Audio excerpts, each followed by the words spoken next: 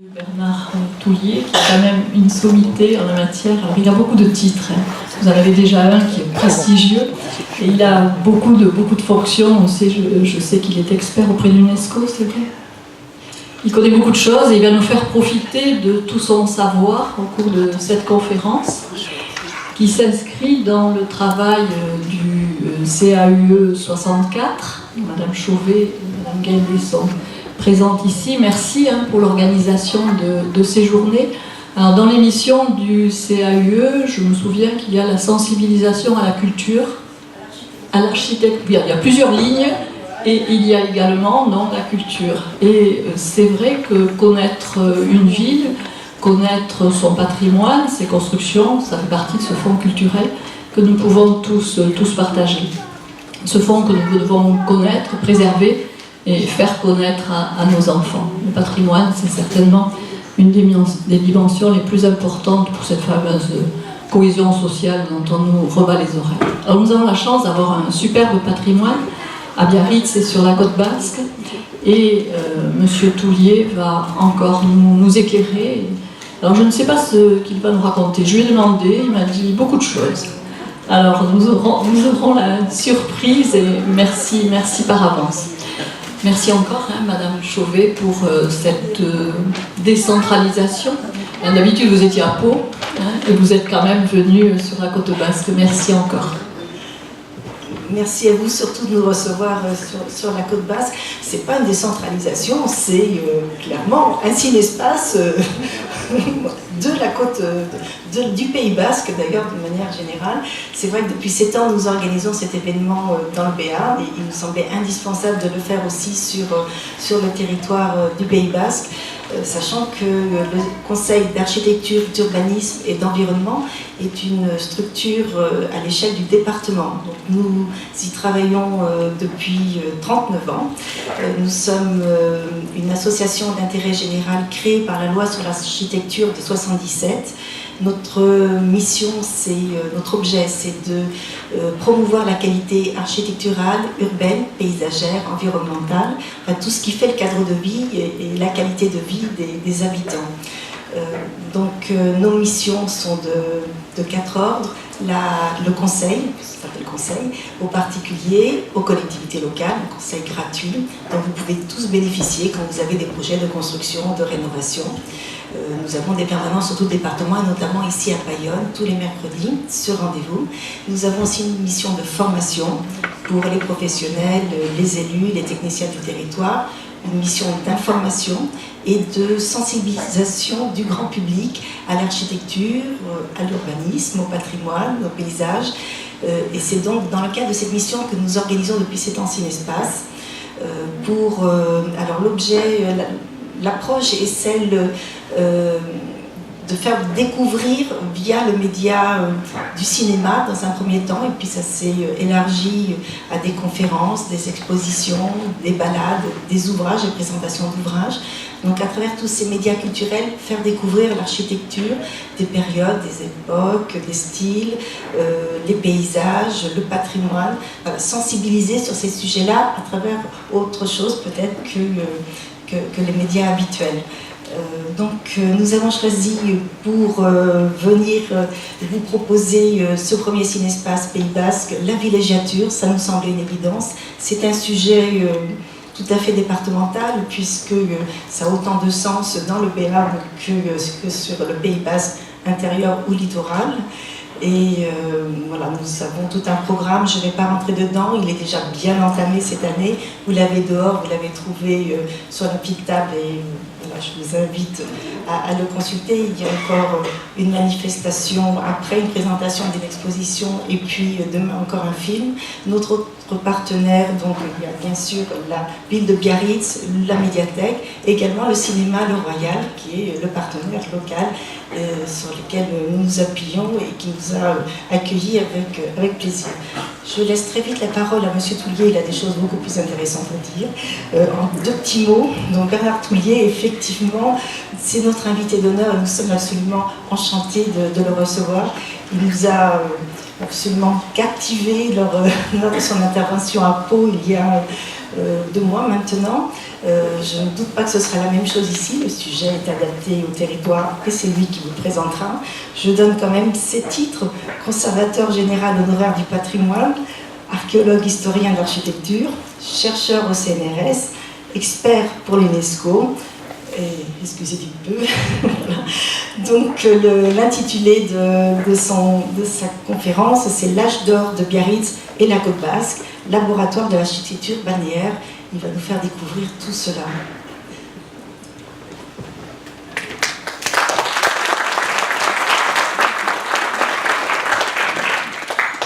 Merci.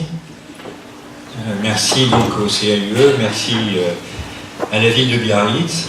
Et donc, ce qu'on peut dire en tout cas, c'est que la villégiature attire aujourd'hui plus qu'en 1993. La première conférence que j'ai faite à Biarritz en 1993, dans les salons importants de l'hôtel du Palais, il y a des démonstrations. Je peux peut-être parler directement. Vous m'entendez? Oui. Non? Ah oui, parce qu'il faut une vidéo. Donc, si on peut essayer, je sais pas, je me mets comme ça, c'est encore pire. Bon, je vais essayer. Ah, un peu moins, bon, bref. Donc, en 93, on était 20. Bon, après cette bonne surprise, en 93, il y avait 20 personnes le soir qui s'intéressaient à la villégiature. Et aujourd'hui, ça se multiplie beaucoup plus les balades sur place qui ont été faites ce matin, plus également toutes les animations. On peut dire que le patrimoine attire, le patrimoine aussi est un moteur de développement culturel certes, mais économique en particulier. Peut-être qu'il faut que je mette plus près, plus loin. Ah non, comme ça c'est mieux? C'est bien. Ah voilà. Bon, alors ça va. C'est moi qui ai des mauvaises oreilles. Donc, c'est vrai, le résultat est aujourd'hui qu'on a un patrimoine qui a été non seulement un élément pour les aficionados au départ, mais surtout un élément pour... J'entends pas quand même... Vous entendez bien quand même? Ah bon, c'est moi. Donc, un élément pour... oui, c'est bien, merci.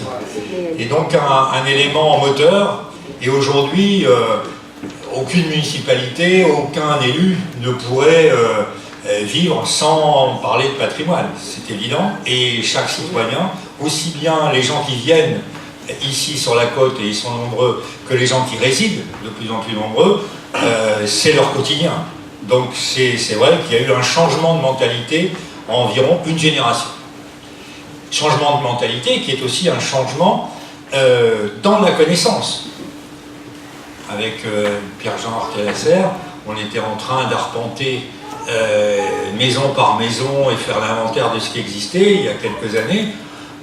Aujourd'hui, on peut dire que les archives ne sont plus à la Villa Natacha, elles sont bien conservées aux archives départementales, qu'il y a une deuxième équipe et une troisième équipe qui commencent à travailler dessus, qui commencent à vous faire de magnifiques expositions comme celle que vous pouvez voir ici.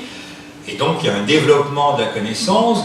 On attend qu'il y ait bien sûr des universités qui soient ici, beaucoup plus proches encore, parce que s'il faut aller à Pau, ou à Perpignan, ou à Bordeaux pour étudier l'architecture d'ici, c'est un peu, mais tout le monde s'y emploie, tous les élus s'y emploient, et à la prochaine conférence que je ferai, j'espère qu'il y aura des centres de recherche et des centres de formation de haut niveau qui pourront être ici, comme dans les autres éléments, ingénierie, etc. Puisque c'est une ingénierie culturelle, vous avez parlé de culture, et aujourd'hui le patrimoine est une véritable ingénierie culturelle. Il y a des emplois de valorisation, il y a des emplois pas uniquement dans la recherche, mais ça crée, y compris jusque des emplois hôteliers, etc. Donc si le centre même du patrimoine n'est pas là pour continuer à animer les choses, c'est vrai qu'au niveau économique, c'est un moteur de développement. Mais fermons cette parenthèse introductive et voyons quelle est la perle, à part c'est sûr, la période d'aujourd'hui, quelle est la perle de Biarritz? La perle de Biarritz, au départ, c'était bien sûr l'empereur et l'impératrice, c'est évident, qui ont élu domicile pendant quelques mois ici et qui ont lancé la station. Mais le lancement de cette station, l'apogée, je dirais, de la station, c'était vraiment entre les deux guerres, dans les années folles, entre la Première et la Deuxième Guerre mondiale. Ça a mis longtemps à démarrer, parce que la Première Guerre mondiale avait transformé en hôpitaux militaires tous les lieux intéressants qu'il y avait ici, les grands hôtels, les casinos, etc. Et donc il a fallu remonter. Donc on n'est pas remonté du jour au lendemain pour faire de la villégiature à Biarritz. Il a fallu attendre quelques années et avoir des crédits. Donc à partir des années 20, 23, 25, on a un développement considérable. Entre 25 et 30, on aura 30% de résidents en plus à Biarritz. Et jamais, au grand jamais, et peut-être heureusement, peut-être aujourd'hui, on aurait en 50 ans pu accueillir 30% de la population en plus. C'est vraiment extraordinaire. Donc là, il y a un développement qu'on appelle le développement des années folles, et il y a aussi un foyer culturel, intellectuel extraordinaire. Foyer culturel qui est en permanence avec Paris et avec l'Espagne. Et foyer qui joue au tennis. Pas simplement au niveau physique, mais au niveau intellectuel. C'est-à-dire les expériences qui sont ici sont renvoyées à Paris, et les expériences de Paris, vous le verrez, donc aussi bien dans les expositions en déco, etc., sont tout de suite mises l'année d'après, ici, dans la région. Donc il y a une transculturalité qui est vraiment une richesse intellectuelle entre tous les éléments artistiques, que ce soit le vitrail, que ce soit le décor, que ce soit l'architecture, que ce soit aussi les éléments de musique, etc. On écoutait ici du jazz, j'aurais voulu avoir une introduction de jazz ici. Le jazz américain a fait des beaux jours ici, et pas uniquement pour danser à la Réserve ou à Collioure, ou plus près à Cibourg, pardon, ou dans les dancings très nombreux ici, donc à Biarritz. Mais c'était une culture qui était la culture des biarros.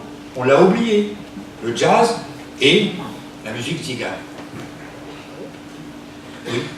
Et donc ces deux éléments-là, quand vous alliez vous promener, vous écoutiez toujours de la musique. Il y avait toujours, pas uniquement un kiosque à musique, mais il y avait de la musique. Donc c'est bien beau l'architecture, mais c'est qu'un des arts, et essayez de vous remettre dans l'ambiance musicale au départ, qui est aussi, qui doit accompagner le bruit et le ressac des vagues. Il y a des magnifiques poèmes là-dessus, et en tout cas c'est une réalité pour tous ceux qui ont l'âme sensible ici sur la côte basque. Donc cet âge d'or des années folles, qu'on a essayé de circonscrire en l'espace de 10 ans, je vais essayer de le mettre en route, et après si je le fais plusieurs fois, il va mettre tout d'un coup, ah, peut-être qu'avec ça, il serait d'accord. Parce que j'ai toujours la technique, mais non, ah, si. Là, si.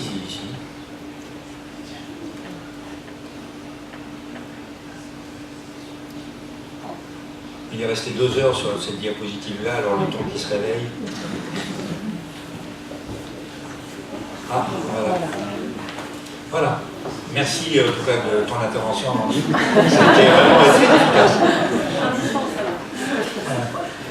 Donc cet âge d'or, on peut le situer, j'ai dit 10 ans, et en fait, ça a commencé en 23 et ça a fini en 29. Donc on peut dire même en 50 ans, c'était suffisant.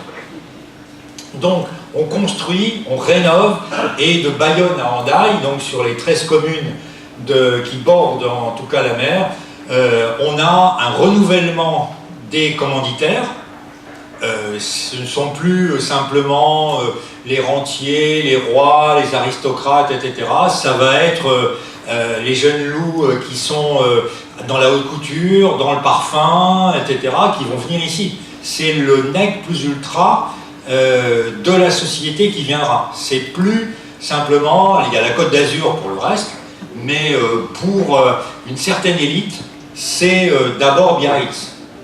Et Biarritz avant Cannes ou avant Nice. Donc vous étiez dans le trio de tête, à cette époque-là en tout cas, de la villégiature. Et surtout, c'est là, contrairement à la Méditerranée, où on fait du sport et où il y a le plus de mondanité. On est toute la journée, tout le temps, en mondanité. C'est vraiment extraordinaire. La journée d'un résident à Biarritz, mais on n'en finissait pas de se changer de robe, d'aller d'un endroit à un autre, et pour aller écouter, pour aller déjeuner, pour aller en cercle, pour faire du golf, et puis ensuite pour revenir, etc. Et tout ça, dans ces années-là, c'est la voiture. On pouvait éventuellement encore venir en train, mais on venait d'abord en voiture, et on allait d'un lieu à un autre en voiture. C'est-à-dire qu'on n'était pas uniquement à Biarritz, on n'était pas uniquement à Saint-Jean-de-Luz. Mais j'avais mon hôtel à Biarritz, mais ensuite, eh bien, j'allais au restaurant où je vais, tiens. Ben, je vais aller au restaurant à Chiberta, et puis ensuite, cet après-midi, ben, d'abord je change de robe, et puis je vais aller au golf, mais je vais changer de lieu, et je vais aller au golf, donc dans l'arrière-pays. Et puis, ah non, oui, on m'avait dit qu'à Bayonne, il y avait une course de régate, je vais aller ensuite à Bayonne. Le soir, je me change, je vais donc aller à la pergola donc à Saint-Jean-de-Luz, et puis ben, je vais aller bien sûr danser au Bar Basque, ici, ou éventuellement ailleurs à la réserve, hein, à Cibourg, c'est très à la mode en ce moment. Je vais aller écouter le dernier orchestre qui vient juste d'arriver, et voilà comment peut se passer ma journée. Donc, c'est plus une vie de station comme durant le Second Empire. C'est plus une vie où pendant un mois, 3 semaines, etc., je reste sur place. Je bouge continuellement. Et le meilleur moyen, je dirais, certes de s'imaginer cela, c'est l'homme à l'hispano, d'après moi. C'est tout ce qui tourne autour de la voiture. Entre la Côte d'Argent et la Côte Basque, c'est une continuité. Ce n'est pas encore une continuité, certes, urbaine, mais c'est une continuité, on traverse les Landes, et les aventures se mêlent, les aventures féminines, entre les gens de la côte landaise et les gens de la côte basque. Et voir avec des excursions de l'autre côté, parce qu'on va aller tous ensemble, une après-midi, aller dans les arènes à Saint-Sébastien ou ailleurs. Donc c'est cette vie-là qui est la vie resplendissante pour une grande majorité des personnes qui viennent à Biarritz pendant ces temps-là. Alors j'ai mis le premier roman a été édité en 5 volumes dans la petite illustration en 1925, et maintenant vous pouvez l'avoir en format poche à 2 €, hein, donc allez-y, pour ceux qui n'ont pas encore lu, plongez-vous dans cette ambiance-là, avec un peu de musique aussi, beaucoup, donc la musique, un bon fauteuil, et une après-midi, ou éventuellement une soirée, et vous vous remettez dans l'ambiance des années 25. Pardon? Non, parce qu'il y avait quelqu'un qui voulait dire qu'il y avait une édition plus récente encore et moins chère. Et c'est ça, c'est les dandys. Tous les dandys viennent un peu sur la Côte d'Azur, mais beaucoup à Biarritz. Et un dandy comme Jacques-Henri Lartigue viendra ici très souvent. Et c'est pour ça que j'ai pris les 2 photos de sa bonne période familiale, mais vous en aurez d'autres après. C'est tout ce qui symbolise réellement la vie. Il vient en voiture, pas n'importe quelle voiture, une Amilcar qu'il a lui-même fait carrosser en 1926. Il en est très fier, il en parle à tout le monde, à ses amis, etc. C'est comme ça qu'on est dandy. Hein, on prend les meilleurs coiffeurs, les meilleurs costumes, fermez la parenthèse, et ensuite on prend aussi les meilleures carrosseries. Et donc c'est comme ça qu'on vient à Biarritz, bien accompagné, et avec sa famille et sa nounou. Parce qu'on ne s'occupe pas directement de l'enfant, un tout petit peu, mais quand on est dandy, on est directement avec sa femme ou sa maîtresse, et donc on a une vie qui permet de se faire voir. Et se faire voir, c'est faire voir l'habillement qu'on a, et en même temps la voiture qu'on a. Si vous n'avez pas une voiture du dernier cri, vous n'êtes rien. Donc il faut toujours venir dans tous les lieux, ici, sur la côte basque, en voiture. Et deux éléments essentiels sont deux éléments capitaux sont là pour faire comprendre, et on le fait comprendre par l'intermédiaire de la photo de l'article, c'est la lumière que l'on recherche. La lumière de la côte basque est célébrée dans le monde entier. Les Américains du Sud viennent ici pour la lumière, la qualité de la lumière. Et ça, on l'oublie un peu, mais c'est pas simplement l'héliotropisme, c'est pas simplement le soleil, c'est la lumière. Et cette qualité lumineuse, elle est filtrée par la grande ombrelle japonaise. Donc pour un grand photographe comme l'Artigue, il joue avec ça, et il joue également avec le reflet. Regardez le reflet dans l'eau, c'est ça qui fait tout. Donc c'est un peu un concentré dans ces photos-là de l'intérêt pour les personnes de venir ici sur la côte basque, à Biarritz, et ici plus spécialement sur la plage d'Andaille. Parce que le top, c'est bien sûr de pouvoir aller jusqu'à la plage en voiture. C'est ça le comble. Aujourd'hui, ce serait totalement interdit, bien sûr, mais en tout cas, il montre en tout cas, c'est le bonheur parfait. On est avec sa femme, son enfant, donc avec Bibi, et avec son enfant, et on célèbre donc le plaisir de la vie. Et c'est cette période-là qui célèbre le mieux, en tout cas, le plaisir de la vie entre les deux guerres, et à Biarritz particulièrement.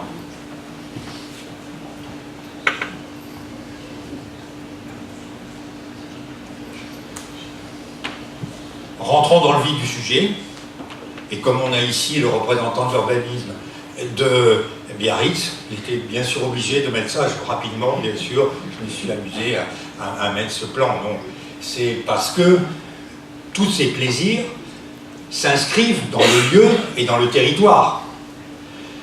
Et donc en même temps, c'est pas un hasard, on a demandé à toutes les villes balnéaires, notamment, pas uniquement, les villes également de plus de X milliers d'habitants devaient aussi refaire leur plan de ville, les plans régulateurs de la ville. On a demandé donc, même à des petites communes comme Bidart, de faire des nouveaux plans de ville pour les villes balnéaires. Et qu'est-ce qu'on met en avant? Deux choses importantes, l'établissement de bain, pour une petite ville comme Bidart, et le parc des sports, au milieu.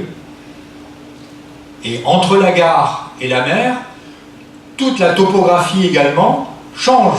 On transforme le littoral en parc paysager. Vous voyez ici, toutes les allées faites par Danger, ici. Et donc, de l'ancien Bidart, on va le transformer en une station balnéaire en mettant l'établissement de bain. Derrière l'établissement de bain, bien sûr, on comprend un casino, un restaurant, etc. Là-dessus.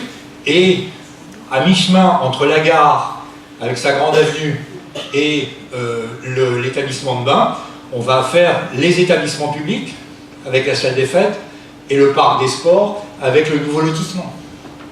Voilà tel qu'on imaginait le nouveau territoire de l'âge d'or d'une petite commune à côté de Biarritz.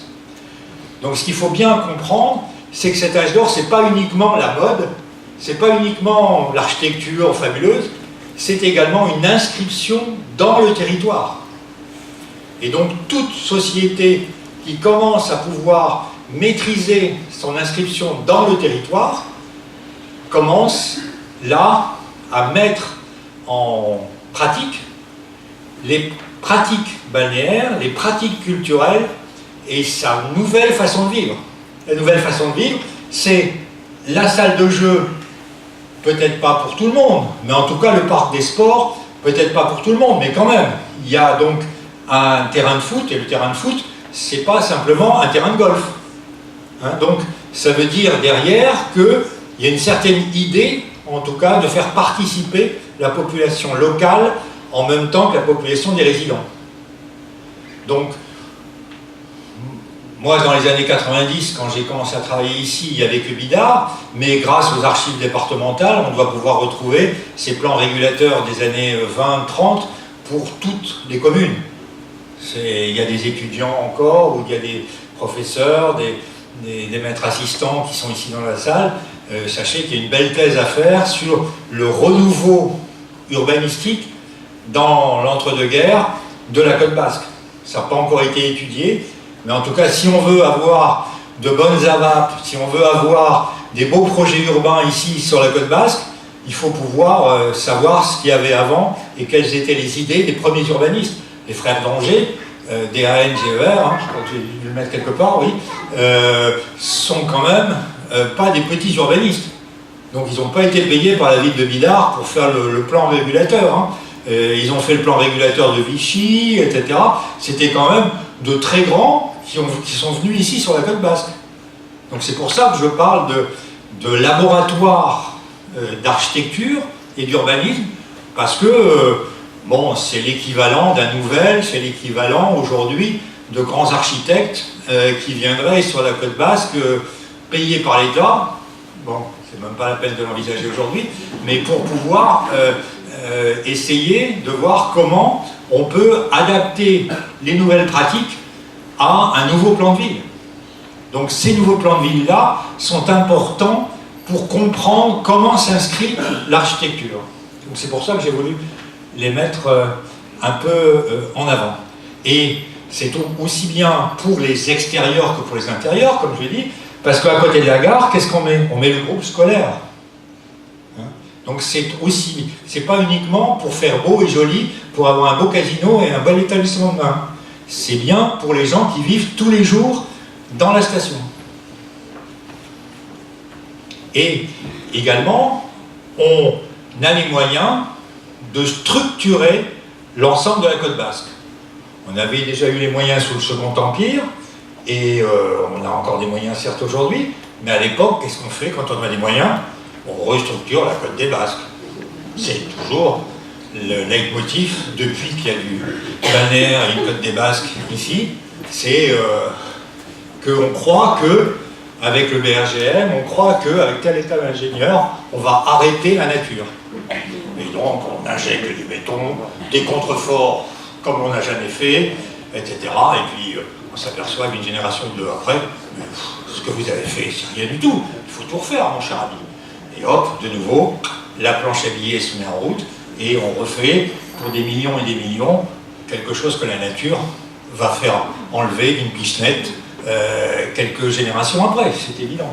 Mais là, vous voyez le travail immense qui est fait dans les années 30 pour essayer de stabiliser la falaise. Tout ça pour mettre 2 petits établissements de bain et pour quelques happy few. Là, on voit le travail de la construction en même temps de l'établissement de bain qui est là. Enfin, l'établissement est là à gauche et on va faire un petit restaurant là. Enfin, le rapport entre public, l'argent public et le bénéfice privé qu'on peut en tirer est totalement ridicule, bien sûr. Mais c'est pour garder le paysage, garder l'esthétique générale, et donc cette Côte des Basques est un peu comme le catalyseur de tous les désirs de la Côte Basque. C'est ça qu'il faut voir, c'est-à-dire c'est le mythe de se dire je suis plus fort que la nature et je continue malgré tout, à essayer de stabiliser la Côte des Basques. Chose impossible. Tous les géographes le diront, mais tous les ingénieurs géologues diront qu'ils ont la solution, bien sûr, pour l'arrêter. Et au pied de cette côte, voilà ce qu'on voit. La côte, elle est faite pour qui et pourquoi? Voilà. Ces millions engloutis, millions de francs or pour faire le contrefort, c'est pour venir en voiture. Et oui, pour que de belles dames comme Renée Perle, la nouvelle maîtresse de Jacques-Henri Lartigue, puisse pouvoir être la reine et se promener le long de la côte. Parce que c'est tout à fait, très électrisant, dira-t-on, de pouvoir se promener sur la côte basque, parce que vous avez la vague qui est juste très très proche de là, et même quelquefois elle va de l'autre côté, même si... donc on a, encore aujourd'hui, un lieu comme nulle part ailleurs, on a de sensibilité à l'appartenance entre la terre et la mer. C'est là où on fait quelquefois les meilleurs surfs, encore aujourd'hui, mais c'est là aussi où on a l'impression d'être entre deux mondes. C'est l'affrontement le plus fort de la côte basque. Si vous promenez du côté d'Abadia, etc., vous aurez la couleur des rochers, les falaises, etc. Mais cette côte basque est totalement fascinante. Et c'est vrai que facilement, on a envie de dépenser beaucoup d'argent pour simplement pouvoir se promener encore pendant quelques années là, malgré les conditions climatiques qui vont être de plus en plus difficiles. Et aussi avec certainement un traitement qui ne permettra plus de servir de parking sur la côte basque, parce que c'est encore plus fou. Donc pendant ces années folles, profitons-en, on peut encore venir en voiture sur la côte des Basques. Et surtout montrer sa voiture. Et aussi, puisque c'est les lieux de vie, du plaisir, on va multiplier, et l'héliotropisme, on multiplie les piscines découvertes. On ne va plus être dans des établissements de bain fermés, on ne va plus être à l'étroit ou pendant certaines heures simplement, on va essayer de prendre quelques bains sur le bord de mer, mais pendant tout le temps, on pourra avoir une piscine d'eau de mer, pour certaines piscines chauffées, et la piscine de la grotte d'amour, donc de la chambre d'amour, pardon, à Anglette, va être le lieu le plus attractif et le plus élégant de la côte des Basques. Les Espagnols vont venir là, tout le monde en tout cas devra passer, c'est un lieu incontournable, d'une architecture pas terrible, hein. Je ne sais même pas, je ne me rappelle plus le nom de l'architecte, peut-être que tu le sais, mais bon, peu importe, c'était pas pour l'architecture qu'on y venait, mais c'était parce qu'on pouvait donc être plus haut que la mer et nager en regardant la mer. C'était le seul lieu sur la côte basque où on avait cette sensation-là, un peu comme la sensation de la côte des Basques. Et d'autre part aussi, c'était un lieu sportif. Un certain monsieur Papillon, qui après a fait des fortunes sur la côte d'Azur, en passant d'abord par Hendaye pour faire ses cercles de gymnastique pour tout le monde, exerçait quand il était jeune, et il était champion de plongeon. Là, vous voyez le plongeoir qui était là, et donc il y avait des championnats de plongeoir, il y avait des championnats sportifs autour de la piscine. Bon, ça plaisait simplement comme spectacle, et le plus grand spectacle, c'était pas trop autour de la piscine, c'est qu'il y avait un dancing juste en dessous pendant la nuit, ou une grande partie de la nuit, qui attirait énormément. Je ne sais pas, je n'ai pas lu toute la littérature pour savoir qu'est-ce qui était plus attirant là qu'ailleurs, mais en tout cas, c'est vrai qu'il y avait des rangées et des rangées de voitures le soir et une partie de la nuit, parce que c'était le lieu à la mode où il fallait se faire voir et être vu. Et je l'ai accompagné de 3 photographies donc, de l'Artigue aussi, parce que vous voyez ce jeu sur la lumière et ce jeu sur la sensualité. Donc c'est ça qui aussi est une des forces d'attirance. Cette lumière-là permet mieux qu'ailleurs, et mieux qu'à travers la lumière dure de la Côte d'Azur, de pouvoir être dans un élément qui met en valeur la femme et qui met en valeur également l'ensemble des éléments de la nature, de la faune et de la flore.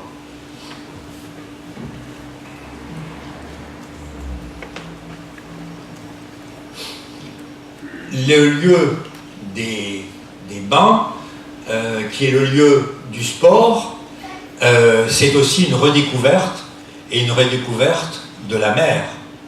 Et donc cette redécouverte de la mer passe par la construction à la fin de la période, mais c'est parce qu'on aura à cœur dans les années 25-30 de pouvoir avoir un autre rapport à l'eau, on aura aussi un autre rapport à la mer, et donc ce rapport à la mer sera un rapport également de regard distancié qui est permis par les aquariums. Et donc on va doter, ou on va continuer, parce qu'il y avait eu quelques essais auparavant, on va continuer à doter donc la Côte Basque d'un superbe aquarium pour pouvoir observer le monde marin, et on aura là une redécouverte du monde marin de l'intérieur, aussi bien pour les personnes bien sûr extérieures à la Côte Basque que pour les résidents.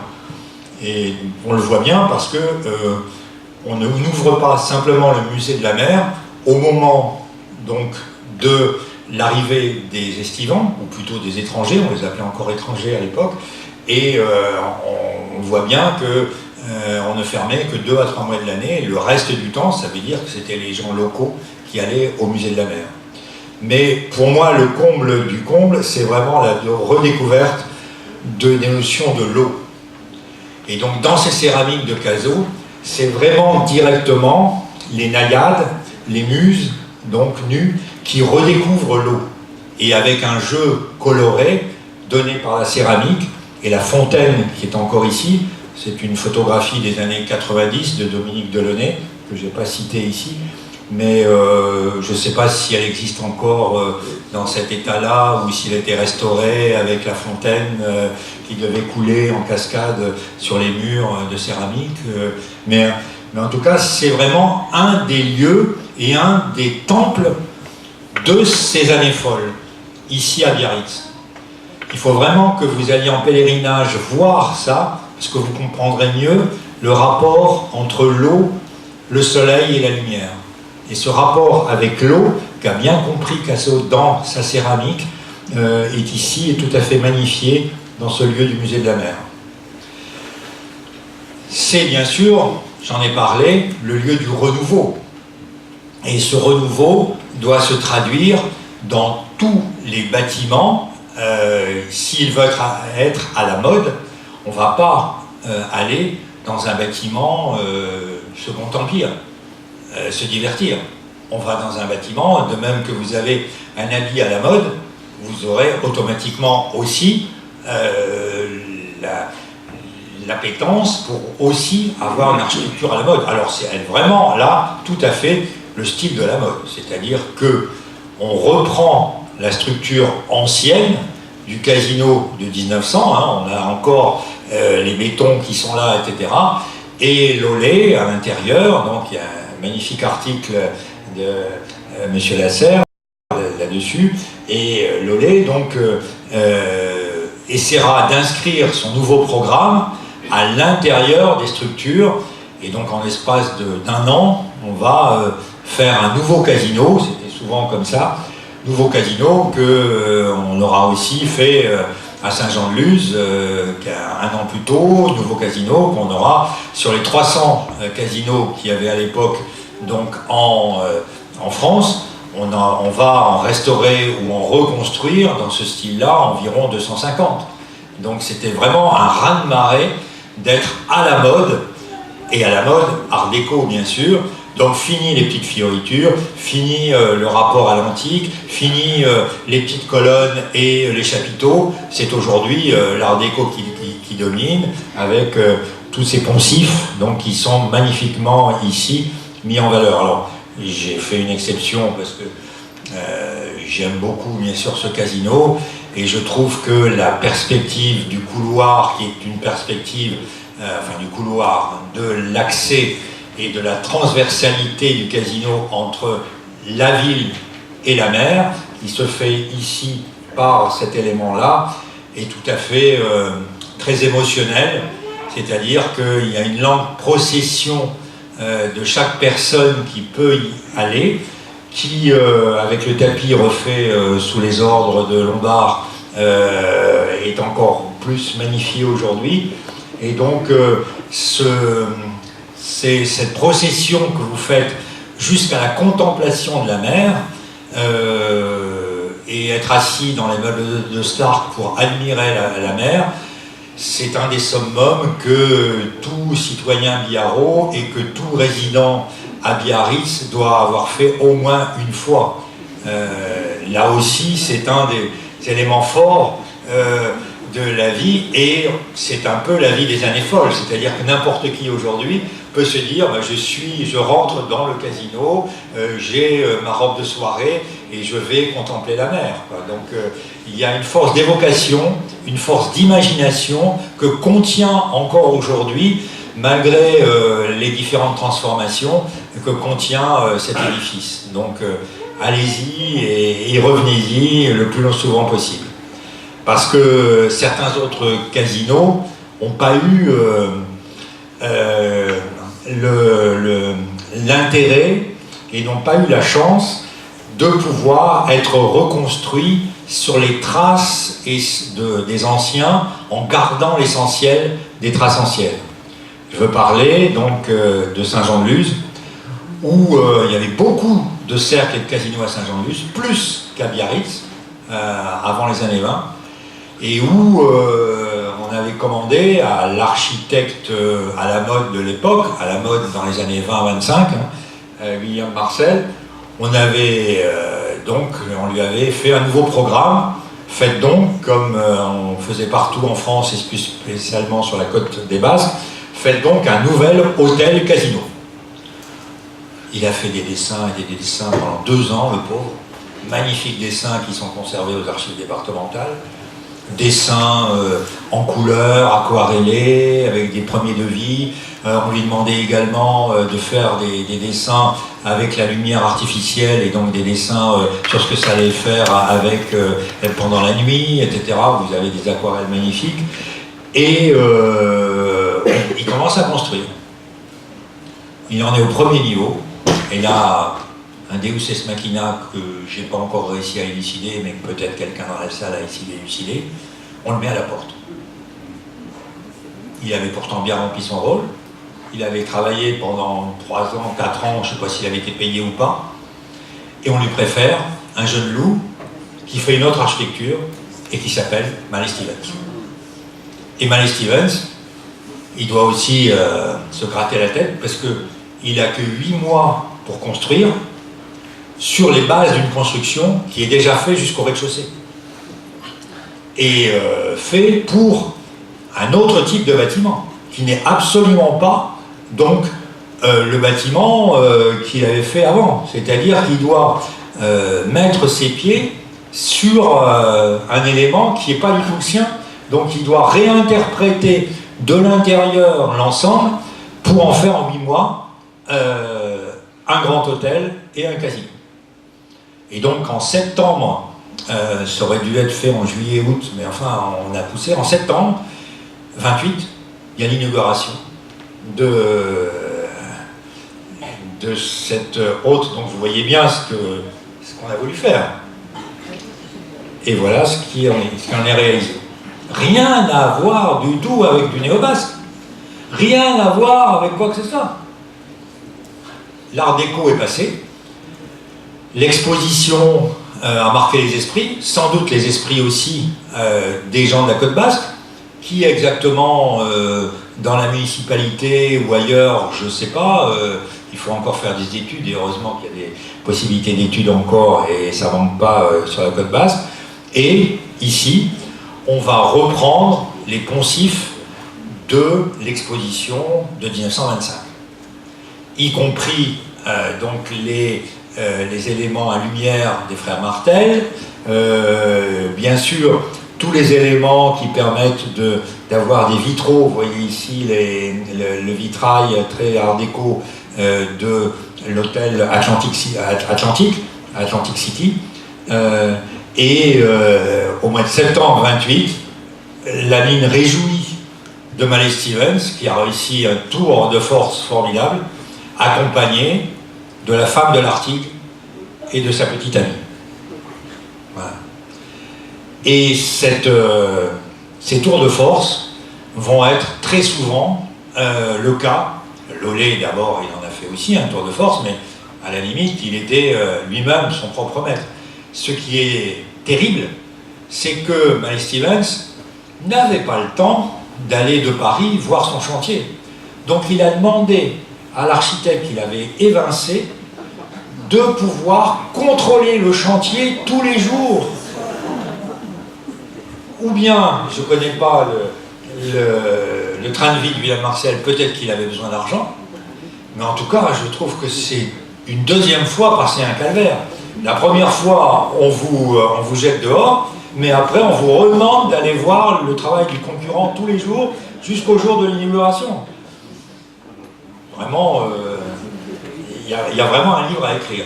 Mais est-ce qu'on en a les archives aujourd'hui? J'espère. Voilà.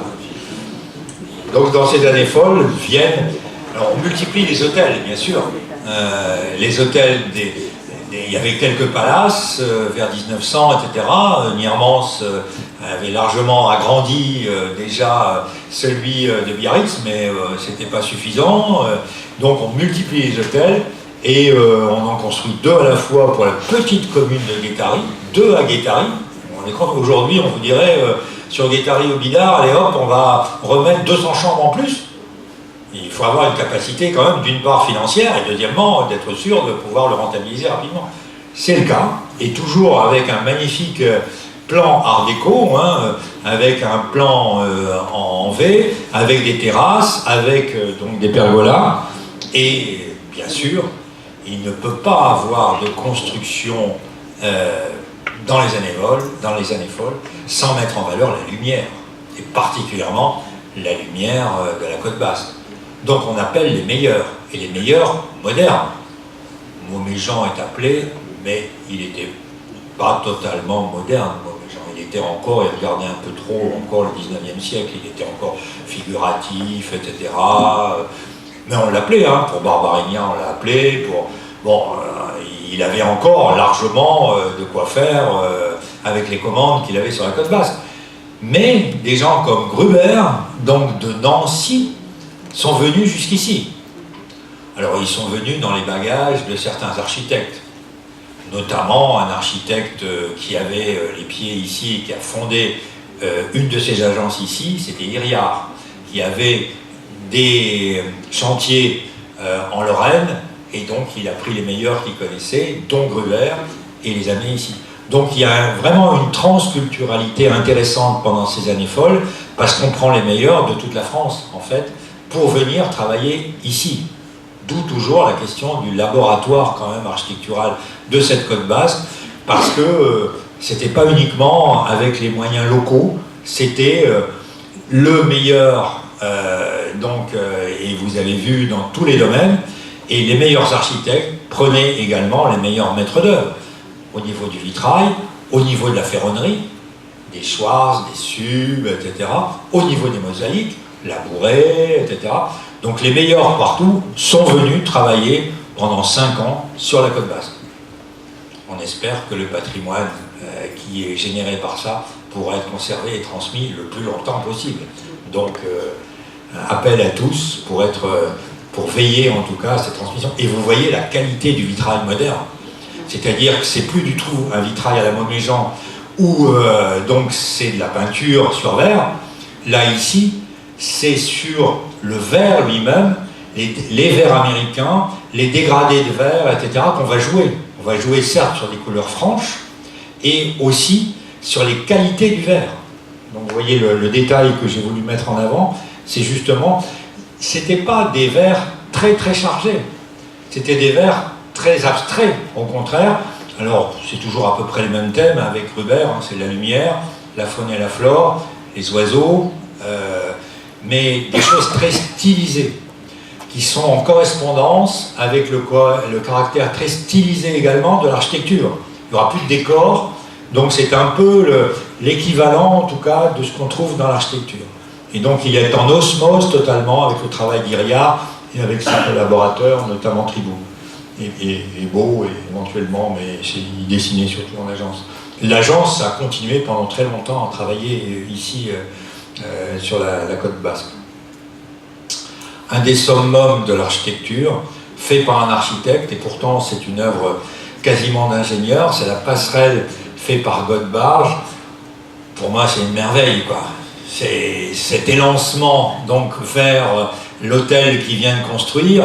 C'est un geste vraiment de dessinateur, mais aussi c'est un geste qui s'inscrit dans l'espace, qui permet d'enjamber la voie ferrée qui est derrière.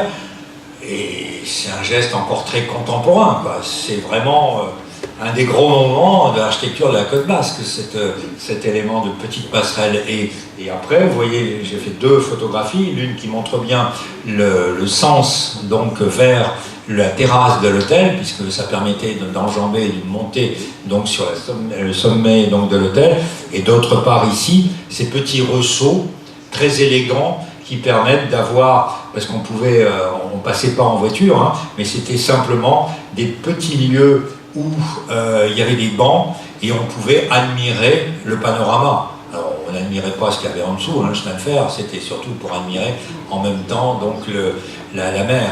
Donc il a pensé à faire non seulement une œuvre magnifique, mais en même temps une œuvre qui permettait de pouvoir méditer et de contempler la mer. Donc pour moi c'est un grand moment. Là aussi, allez-y, faites-vous plaisir et restez des heures et des heures à contempler la mer sur les bancs de cette petite passerelle. C'est vraiment un des plaisirs de la Côte Basque. C'est magnifique. Vous voyez les petits bancs qui sont là, là. Il fallait y penser, c'était pas grand-chose, mais ça fait tout, quoi. Ça fait toute la différence. Et on fait appel aux plus grands Parisiens. On a donc l'actuel hôtel de ville, donc l'ancien Bon Marché, et on reprend Boileau donc avec Perrotte et Labouré qui font en même temps l'hôtel Plaza en face. Là aussi la qualité des céramiques et la qualité également, alors vous voyez les céramiques très difficilement restaurées par l'hôtel Plaza et les vitraux cachés et sans lumière de l'hôtel de ville. Si on veut être le panorama de la Côte Basque et être un exemple du laboratoire de l'architecture française, on ne peut pas se permettre, dans un hôtel de ville comme Biarritz, d'avoir un plafond caché. Vous vous rendez compte? On cache la lumière au centre même de la mairie de Biarritz. C'est pas possible. Ça veut dire qu'on n'a rien compris à l'architecture. Surtout dans un hôtel de ville, c'est pas possible. Alors que c'était fait pour donner, c'était un puits de lumière qui permettait, avec des jeux très très modernes, donc de quelques pavés de verre avec des bleus qui permettent de souligner la verticalité, de pouvoir diffuser la lumière à l'intérieur de l'hôtel de ville.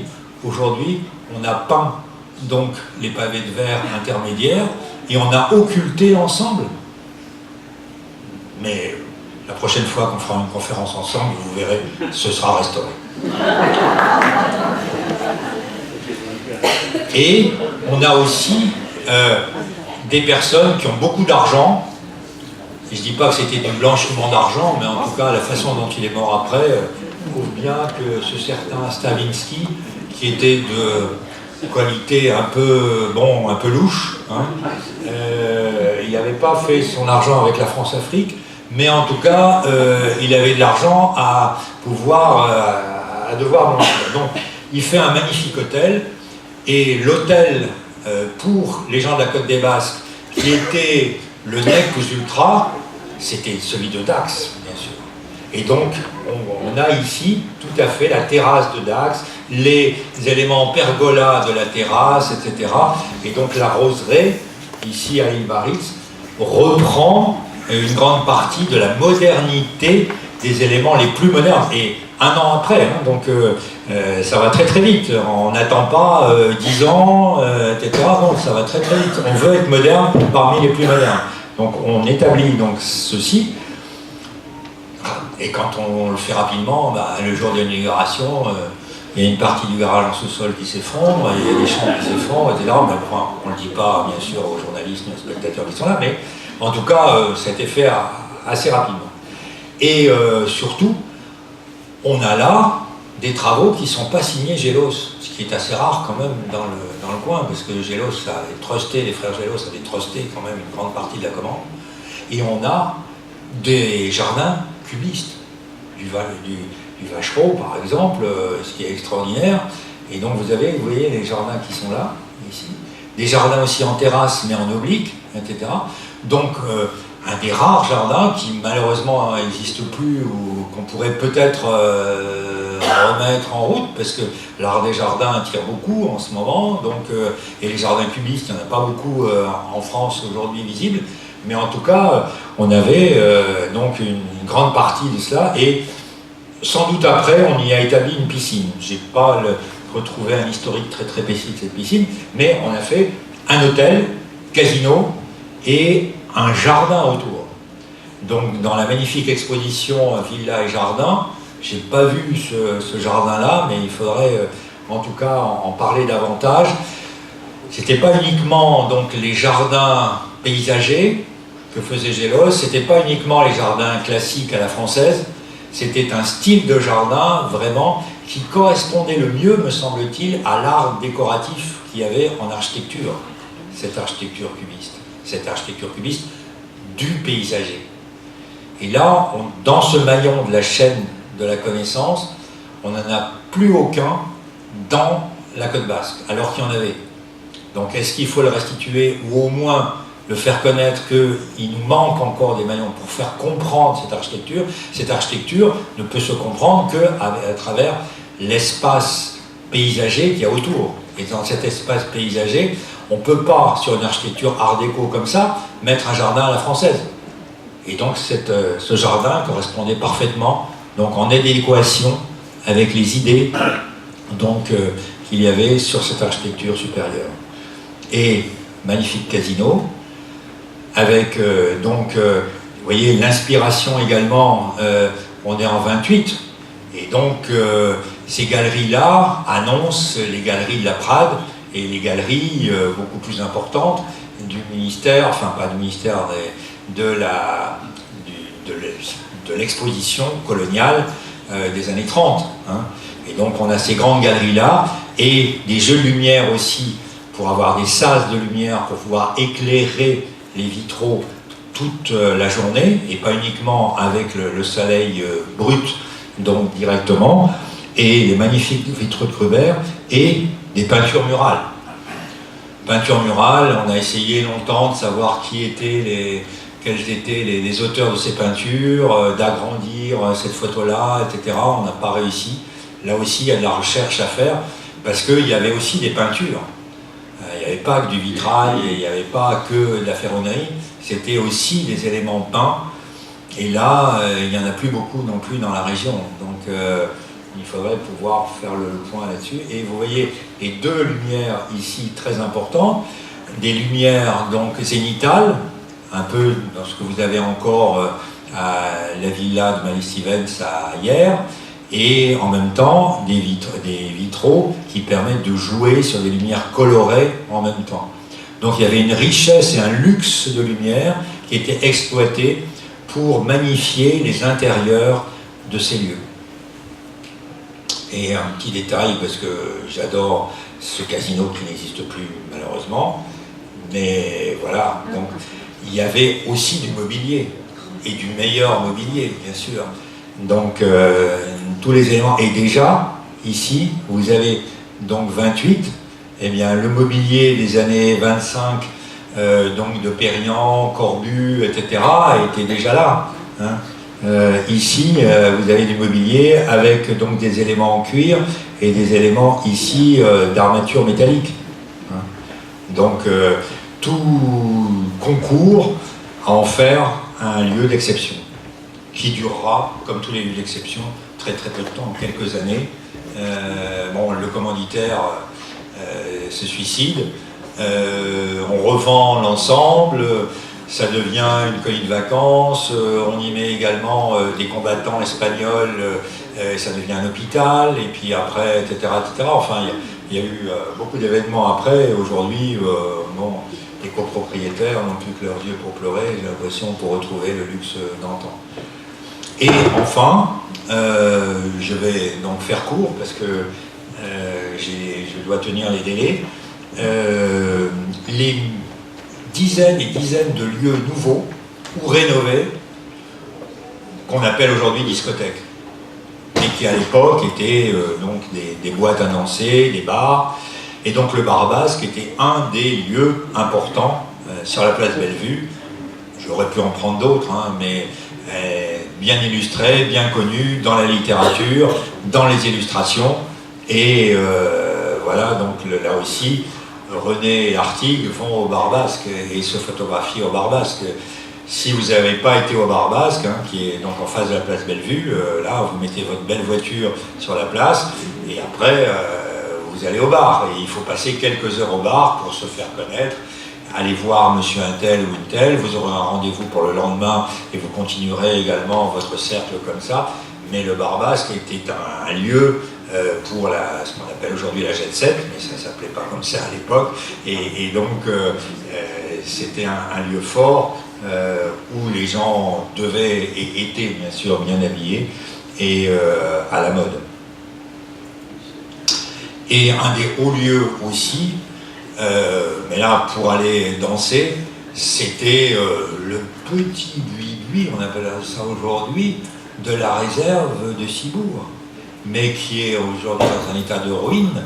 Je ne sais même pas s'il y a un toit, etc. C'est une ruine, juste sur encore un espèce de falaise rocheuse qui existe et qui a fait les grandes nuits de tous les dandys qui sont passés sur la côte basque. Tout le monde passait pour aller quelques heures pendant la nuit danser à la réserve. Qu'est-ce que tu fais ce soir? Je vais à la réserve. C'était vraiment le lieu de ces années folles. Donc on demande à William Marcel de l'agrandir, parce qu'il est tout de suite trop petit, de pouvoir faire un hôtel, et le pauvre William, il fait des dessins. On lui donne une toute petite commande, mais bien après, dans les années 30, et là aussi, bon, il n'a pas le bénéfice de... Mais vous voyez comment on était habillé quand on venait à la réserve, c'était pas simplement en jean, pantalon et chemise ouverte, hein. C'était en smoking, et bien sûr, c'était... ce lieu-là, on descendait donc en partie parce que c'était dans la roche et il y avait une ambiance aussi troglodytique qui permettait donc de pouvoir faire phosphorer les imaginations. Tournons un peu la page et voyons d'autres types d'imaginaires. C'est également le renouveau touche au périurbain et touche également par d'autres intermédiaires que, on a parlé donc des établissements de bain, on a parlé des hôtels casinos, on a parlé donc de ces lieux emblématiques, mais les lieux les plus emblématiques pour vivre, c'est bien sûr les villas de tous les jours. Les villas, pendant l'entre-deux-guerres, c'était pas une villa comme ça qu'on parachutait en plein milieu. C'était très souvent des villas, puisqu'il y avait des règlements qui avaient été institués, des règlements de lotissement. Et donc on n'a pas encore suffisamment étudié les lotissements de la côte basque. On commence simplement, et vous avez là aussi dans la magnifique exposition au moins le mot lotissement qui apparaît. Dans les textes de Maurice Culot, on n'en parle pas, on pense que ce sont des petites villas comme ça. Très souvent, ces villas, derrière, il y avait un lotissement. Et derrière le lotissement, il y a un règlement, et un règlement pour donc les éléments d'architecture, pour les éléments de recul, pour les éléments paysagers, pour la claire-voie que l'on était obligé de faire entre l'espace public et l'espace privé. Et donc ces réglementations-là, qui quelquefois sont perdues de vue, sont encore magnifiquement respectées dans les allées Paulmy de Bayonne. Et donc j'ai pris un exemple qui n'était pas un exemple voulu d'architecture, bien que cette architecture de cette villa soit magnifique, la villa de Gomez, mais c'était pour faire voir aussi que le regard que vous devez avoir sur ces années folles et sur cette architecture, c'est aussi un regard sur l'espace. Et l'espace, c'est l'espace public, l'espace des rues, et ces rues-là sont des rues souvent avec des dégagements, même au centre de Biarritz, dégagements avec des cours des cours anglaises, quelquefois, ou en tout cas des dégagements pour avoir un espace public qui se prolonge dans les jardins privés. Et c'est ce qui fait toute également la saveur des promenades architecturales que vous pouvez faire ici sur la côte basque, c'est qu'on a une qualité des espaces publics, malgré le peu de respect qu'on peut en avoir quelquefois, et c'est ces espaces publics-là qu'il faut aussi, au niveau du patrimoine, pouvoir sauvegarder et conserver aussi bien que l'architecture. Souvent, c'est l'architecture, c'est-à-dire la façade, la distribution, on ferme les yeux, mais on ne pense pas du tout au jardin qu'il y a autour. Donc ici, une exposition qui est enfin villa et jardin, c'est déjà un plus. Et donc, ces lotissements, et vous voyez également le lotissement va jusqu'ici, c'est-à-dire jusqu'à la taille des arbres, le choix des arbres ici, tout est bien prévu, et par les architectes, mais aussi par les paysagistes qui étaient nombreux ici, sur la côte basque. Enfin, pour les villas, c'était beaucoup de villas, pas uniquement unifamiliales. Il y avait aussi des villas à louer. Et à gauche, donc, je montre une villa à louer à Cibourg, qui était une villa qu'a occupé Jacques-Henri Lartigue pendant quelques mois avec René Perle, le mannequin roumain, et il montre, il avait donc un atelier, il occupait donc ici une chambre, il avait loué une deuxième chambre pour faire son atelier de peinture, parce qu'il avait une très belle vue sur l'ensemble de la baie de Cibourg, qui est encore si belle, avec Saint-Jean-de-Luz, etc. Et donc, il y a un contre-champ ici qu'il fait donc avec sa photographie, et donc l'eau qui coule ici à travers donc ici cet élément féminin, et au-dessus il nous montre du doigt où il vit. Donc il y a tout un élément fort qui est là, et qui rappelait aussi avec les Pyrénées qui sont ici en arrière-plan de la chaîne, avec Émile Durando, qui nous a fait quelques années auparavant la construction de cette villa chérie. L'une des villas les plus fortes aujourd'hui, on l'avait appelée dans les années 98 le millième élément protégé au titre du XXe siècle. En fait, c'est simplement qu'il fallait trouver un peu de crédit à l'époque à la propriétaire pour essayer qu'elle puisse encore vivre à l'intérieur. Et donc, c'était absolument pas le millième, c'est peut-être le 800e ou le 1100e élément du patrimoine du XXe siècle en France, mais peu importe. C'était pour montrer aux journalistes qu'il y avait là un élément important. Et donc cet élément important, c'était la compréhension de ce qu'est une villa sur la côte basque. Et ça, Iriart l'a parfaitement compris. Le cheminement entre l'extérieur et l'intérieur, avec un puits de lumière au centre et avec des jeux de lumière partout.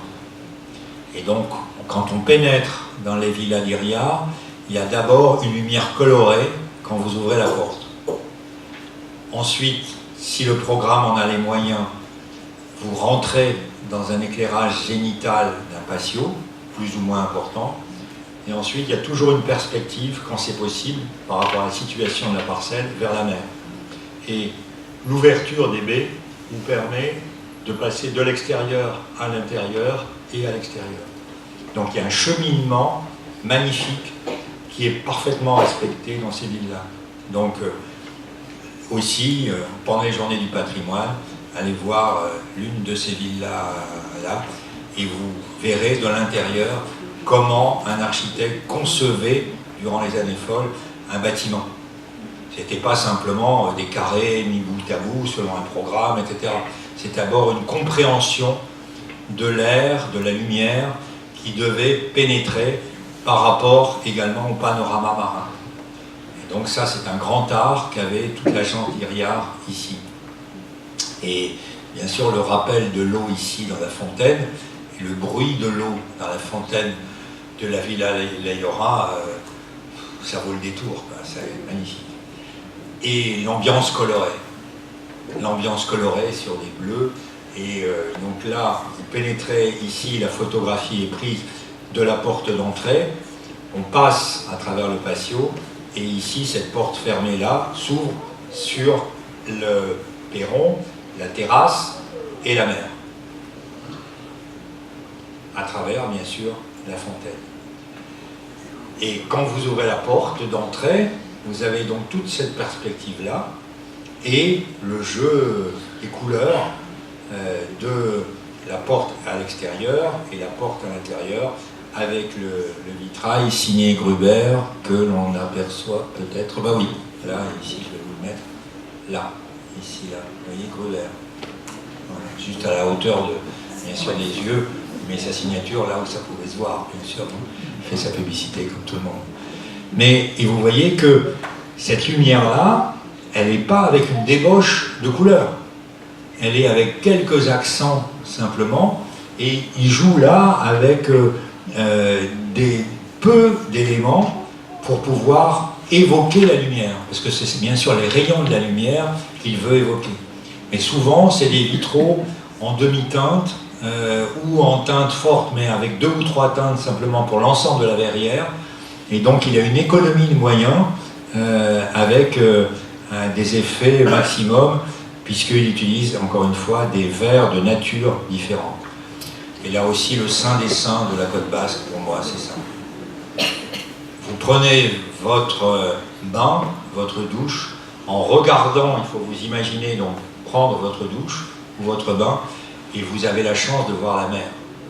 Et vous êtes environné par une lumière, donc la lumière zénithale ici, qui est réverbérée par les pavés de verre émaillés de dômes et par les céramiques de Cassot, tout ça dans une même ambiance colorée.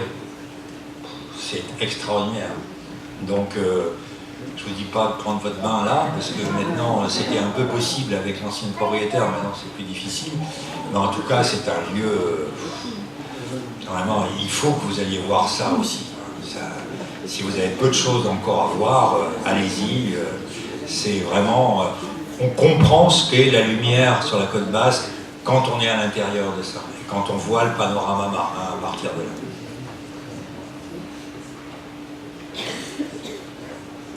Là, en tout petit, le même programme pour la Villa Lehentokia, toujours à côté, à Cibourg, mais il adapte par rapport au programme et par rapport à la dimension financière du commanditaire. Donc on a toujours cet axe-là bien marqué, hein, qui va vers la mer, et toujours un vitrail coloré.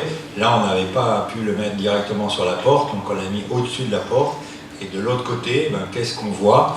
Ben, on voit les éléments toujours identiques, c'est-à-dire les oiseaux qui passent sur des traits de lumière et des nuages, avec des éléments de faune et de flore qui sont à travers les cascades d'eau qui sont là, toujours dans l'extrême sobriété qui est très à la mode aujourd'hui. Et donc je crois que le langage de ces années folles est un langage qui est encore très perceptible aujourd'hui, qui est encore un langage moderne et contemporain qui peut facilement être transmis à tous nos enfants et à l'ensemble d'une grande partie de la société, si tant est qu'elle puisse encore le lire.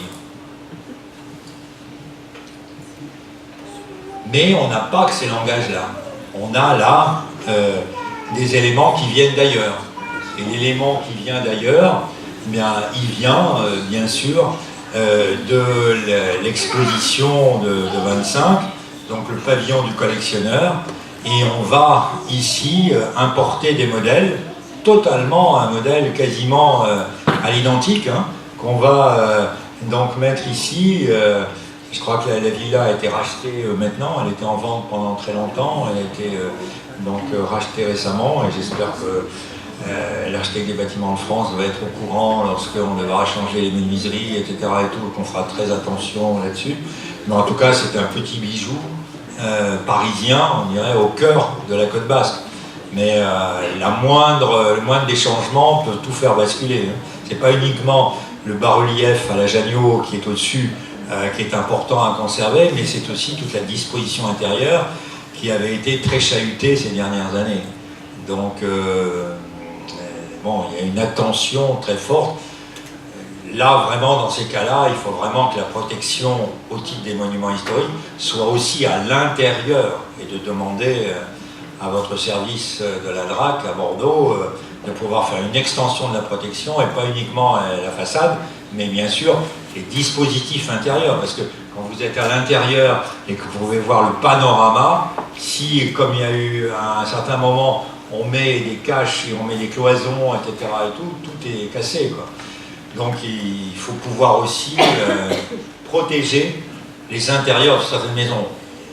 Il ne faut pas 50, hein, mais bien choisir 5 ou 6 villas ici et protéger aussi les intérieurs. Parce que c'est dans la perception de l'intérieur que vous voyez vraiment l'osmose de cette architecture avec l'ensemble de l'environnement du littoral. Enfin, pour les villas, on a aussi des architectures qui ne sont pas des architectures art déco, qui ne sont pas des architectures régionalistes et qui sont encore des architectures néoclassiques attardées, on dira, ou au contraire des architectures d'avant-garde qui sont très très bien dessinées par un Sud, par exemple. J'ai remis, là aussi vous l'avez vu plusieurs fois apparaître, les annotations que nous avaient données Geneviève Mesuret et Maurice Culot. Pour eux, mais j'ai pas pu retrouver les archives, le jardin est de Forestier. Je ne sais pas si dans les archives de Bayonne on a retrouvé ça ou pas. Je l'ai mis avec un point d'interrogation. En tout cas, je me souviens que Maurice était vraiment sûr de lui quand il nous le disait.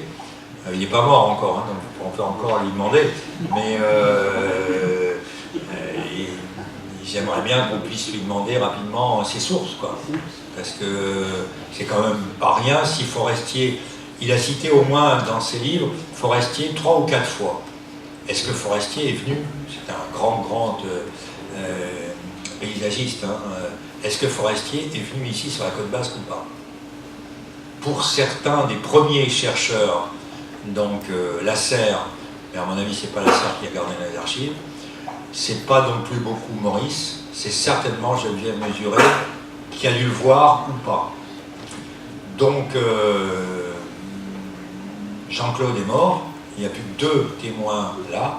Allez interviewer les témoins pour savoir si Forestier est venu ici ou pas. Ça vaut le coup quand même pour l'histoire de l'architecture de savoir si un grand architecte, un paysagiste, et surtout un grand paysagiste, reconnu au niveau international, est venu ou pas. Ou simplement, est-ce qu'il y a eu des correspondances entre les commanditaires, ou est-ce que c'est un vaste mythe ou pas. Mais en tout cas, il y a encore à éclaircir beaucoup. Et enfin, là, c'est sûr que sur les jardins, c'est aussi un grand élément des jardins français que cette villa Barbarigna. Ça, c'est certes les dessins de Gélos, inspirés ou non. Là aussi, pour moi, c'est d'abord Gélos, mais bon, les ancêtres chercheurs nous ont dit qu'il fallait regarder du côté de Forestier, donc j'ai mis le nom de Forestier. Et les magnifiques photos aussi, quasiment d'époque, de Gimpel, qui nous restituent les ambiances autochromes de ces ambiances colorées qu'on essayait de refaire aussi. C'était pas uniquement des jardins paysagers, c'était aussi des jardins colorés et aussi avec ici toutes des essences donc exogènes. Hein, je ne dis pas que les hortensias n'étaient pas à un moment donné aussi exogènes, mais en tout cas ici c'est un jardin à l'espagnol qui tourne davantage vers les jardins ordonnés méditerranéens un peu, et donc c'était tout le génie des frères Gélos que de nous faire arpenter l'ensemble des paysages jardinés d'une partie de l'Europe ici sur la côte basque. Donc les archives qu'on a ici sont vraiment très très précieuses. Toutes les histoires qu'on pourra en faire sont très précieuses pour nous faire restituer l'ambiance des jardins de la côte basque qui vraiment participent des années folles de cette période. Mais là où le jardin et l'architecture et le sport et la lumière sont en même temps, c'est dans les terrains de golf. tous les sports à l'anglaise qui ont été importés via Pau, donc par les Anglais qui sont venus à Biarritz, 50 ans après, ont été revisités, réagrandis, augmentés par une série d'architectes français, soit des architectes parisiens, soit des architectes d'opération, on veut dire, locaux, pour construire un golf hôtel à Giberta, à Anglet, et au milieu de la forêt. Donc là aussi, un respect en grande partie de la nature. On n'a pas fait table rase pour faire ça. On a essayé de contourner et de garder en plein milieu ici, même si ça gênait considérablement donc la construction, mais on sent bien donc qu'on est venu s'inscrire au milieu de la forêt pour respirer l'odeur balsamique des pins et des pins d'Anglet qui ont été célébrés par tous les poètes, mais qui avaient aussi des vertus curatives, dit-on. En tout cas, on venait à la chambre d'amour d'une part, donc avec les sources qu'il y avait là, et on venait après respirer en promenade les pins donc d'Anglet. Et donc cette tradition-là a continué, en tout cas presque on peut dire jusqu'aujourd'hui.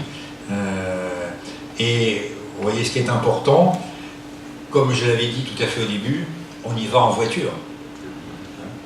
On y montre ses beaux vêtements et on joue au golf ici et on y vient avec son chien, etc. parce que c'était un élément du luxe social. Donc on y vient pour montrer sa voiture, pour montrer ses vêtements, et on y vient pour rester entre soi dans le cercle donc des dandys et des privilégiés qui pouvaient donc jouer au golf ou éventuellement aller à l'hôtel. Donc là, il y avait 3 éléments forts.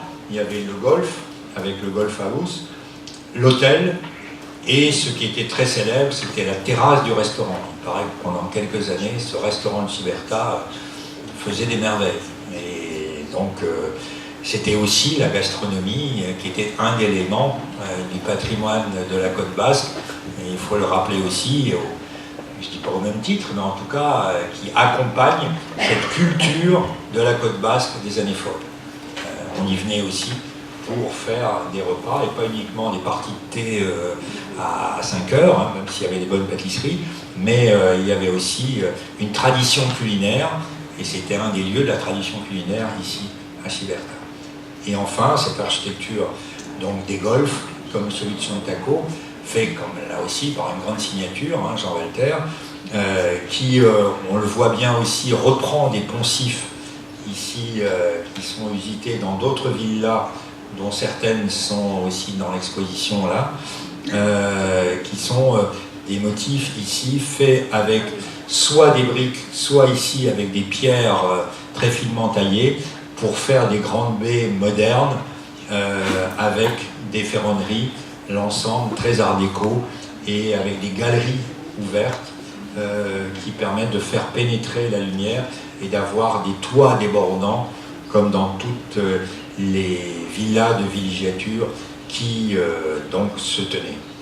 Enfin, pour respecter le timing, la dernière vue, j'ai voulu montrer ça.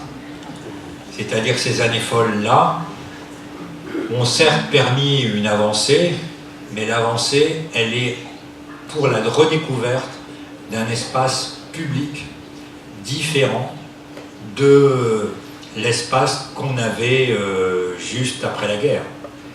On a osé faire à Guétari un bâtiment public avec une salle de sport, enfin une salle ouverte, hein, un jeu donc basque, ouvert, qui est en introduction de cette architecture. Et ceci, d'après les recherches qu'ont fait donc des thèses sur le trône, eh bien c'est le trône qui a repris Branagh. C'est-à-dire que dans la fameuse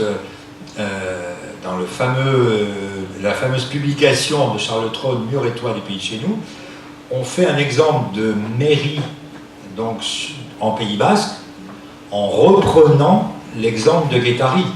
Et donc vous avez ici en deux parties la maison néo-basque et la mairie proprement dite, que Brana a fait en un seul élément.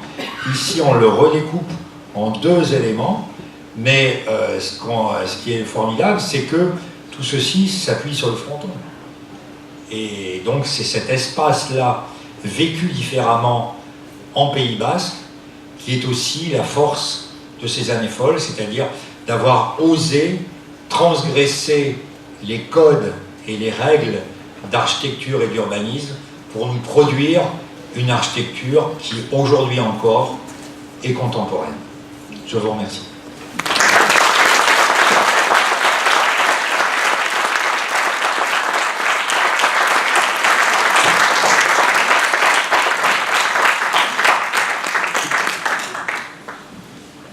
Donc, je suis ouvert aux questions.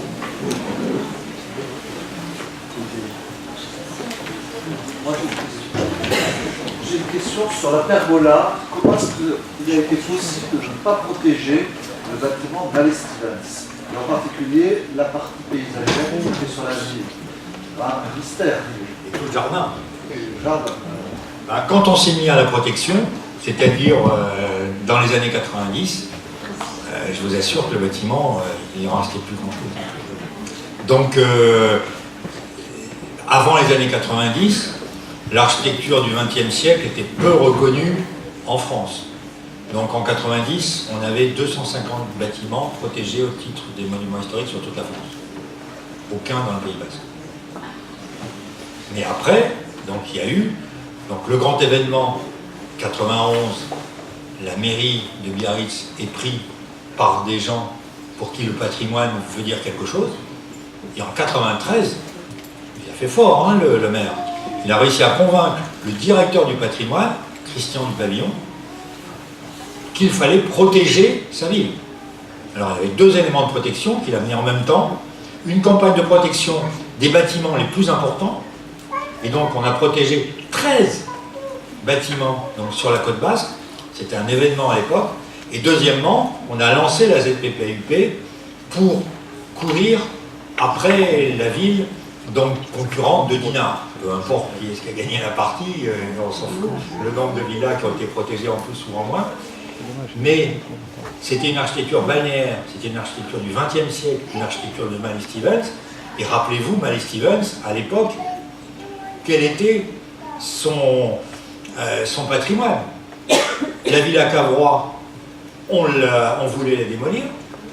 Les éléments qu'il avait construits également autour de Paris, deux de ces éléments étaient aussi démolis. Et Mallet-Stevens, personne ne connaissait qui c'était. Les Hollandais savaient qui c'était.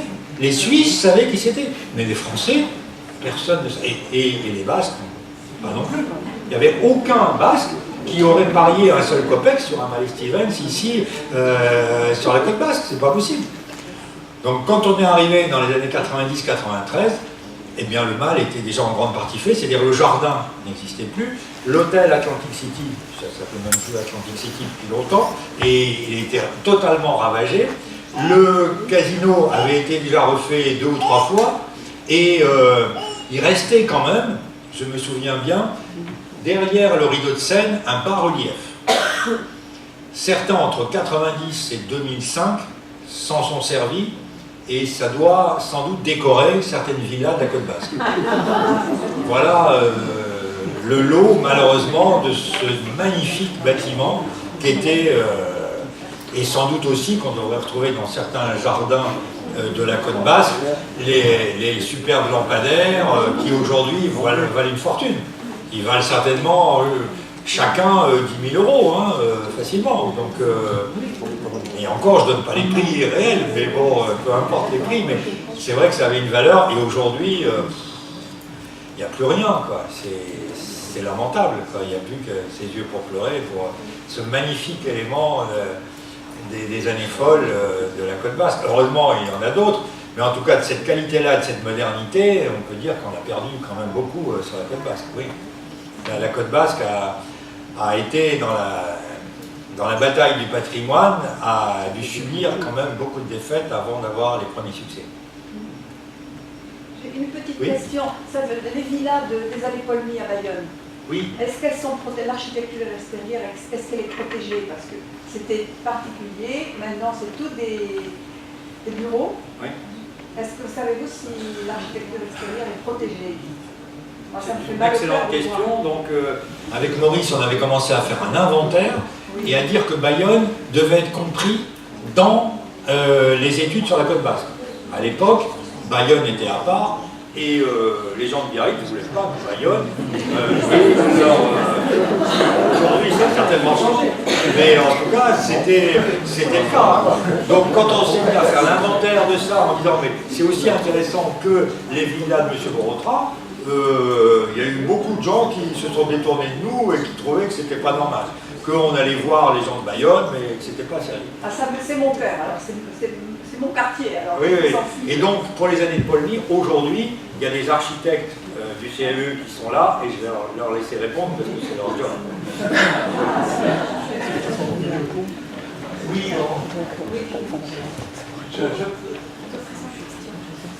Christian Boucher, architecte conseiller au CEE. Je ne connais pas le statut précis des villas des Allées Paulmy, mais on est dans un ensemble de protection, de recoupement, de protection, de périmètre de monuments historiques. On est en dehors du secteur sauvegardé aux Allées Paulmy, mais la ville de Bayonne réfléchit à la manière d'envisager une protection des quartiers périphériques, des quartiers qui sont en bordure du secteur sauvegardé, donc de l'hypercentre contenu dans l'enceinte militaire. Si je comprends bien cette langue de bois, c'est pas protégé.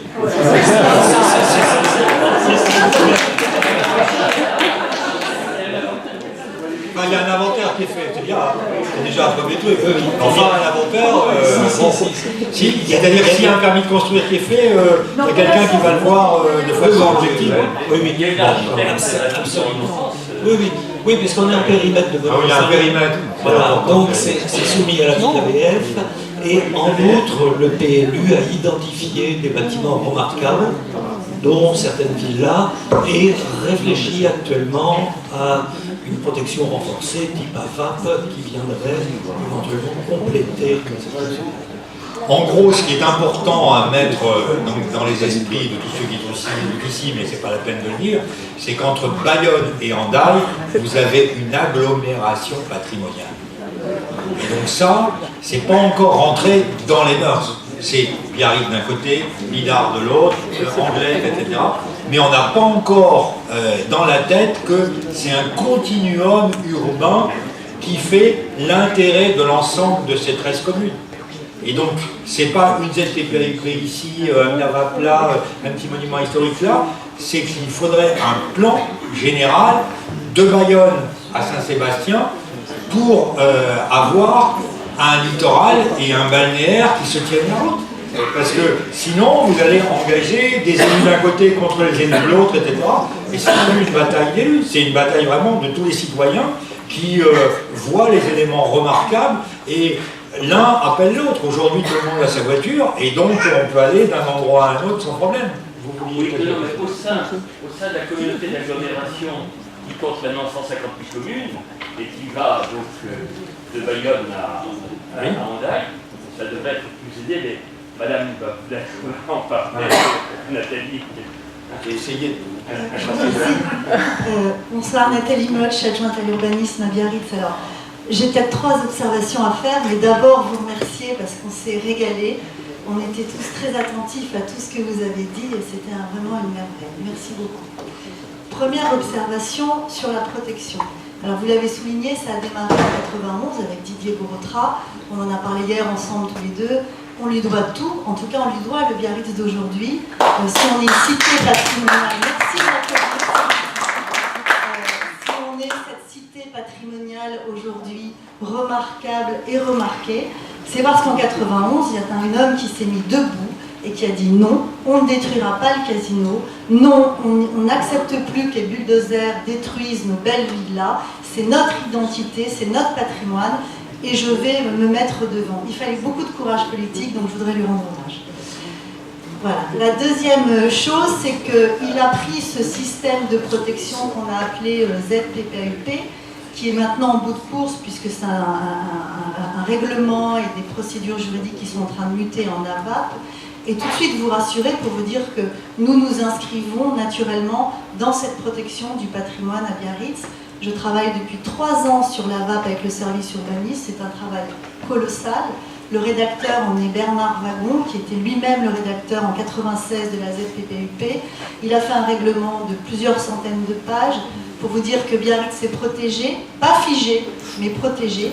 Et enfin, pour vous dire que par rapport à l'agglomération et ce vœu probablement pieux aujourd'hui, mais qui effectivement est un vœu intéressant de dire qu'il faudrait faire cette protection au niveau de l'intercommunalité, c'est très très compliqué. C'est très très compliqué.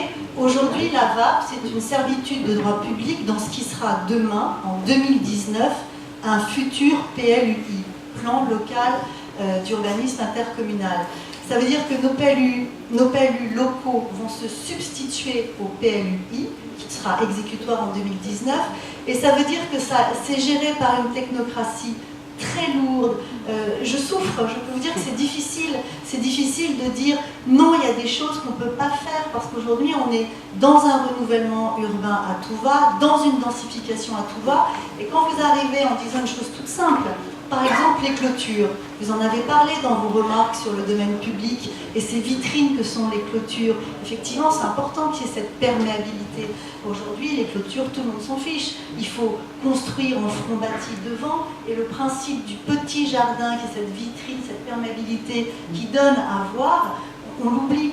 Donc le jour où on arrivera à protéger le patrimoine au niveau de l'intercommunalité, je serai la première heureuse et sereine, mais il y a du boulot. Et au moins, je vais vous dire, pour Biarritz, on a notre AVAP, elle sera adoptée en septembre, et je dis ouf.